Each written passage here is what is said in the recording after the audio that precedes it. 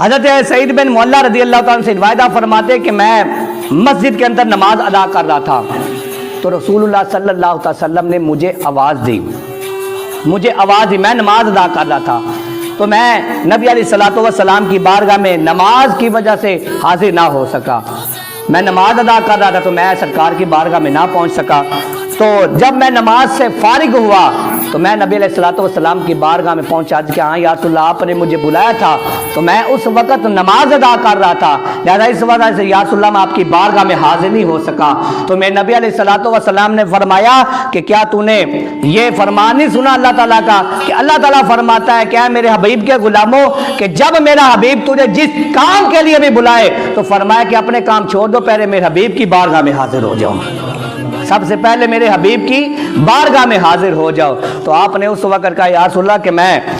اس وقت نماز ادا کر رہا تو اس وجہ سے میں آپ کی بارگاہ میں حاضر نہیں ہو سکا۔ لیکن آپ یہ مسئلہ سمجھیے، شریعت کا مسئلہ یہ ہے کہ بندہ جب نماز ادا کر رہا ہو تو کوئی بھی اسے آواز دے تو اس وقت کیا ہے کہ اس کے لیے ضروری نہیں ہے کہ وہ نماز توڑ کر اس کی پہلے بات سنے،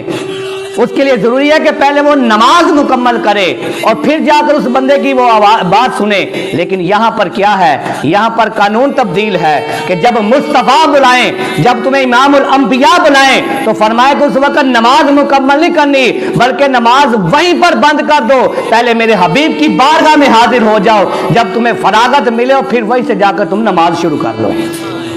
اور وہ جو نماز تم چھوڑو گے اس وقت۔ لیکن عام مسئلہ یہ آپ سنیں، عام بندہ جب نماز چھوڑے گا تو اس کی نماز فاسد ہو جائے گی، اس کی نماز ختم ہو جائے گی، کیونکہ غیر کی وہ بات سننے چلا جا رہا ہے تو اس لیے اس کی نماز ختم ہو جائے گی۔ لیکن مصطفیٰ کریم صلی اللہ علیہ وسلم اپنے جس غلام کو بلائیں اور وہ غلام سرکار کی بارگاہ میں حاضر ہو اور پھر جہاں سے نماز چھوڑ کر وہ گیا ہے وہ وہیں سے جا کر نماز شروع کرے گا، اس کی نماز فاسد نہیں بلکہ اس کی نماز ادا ہوگی،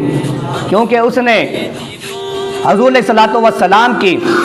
اتباع کرتے ہوئے نماز کو اسی جگہ پر رکا تھا۔ تو اس لیے اب جب وہ جا کر نماز دوبارہ ادا کرے گا تو اس کی نماز قضا نہیں بلکہ اس کی نماز ادا ہوگی، اس کی نماز ادا ہوگی۔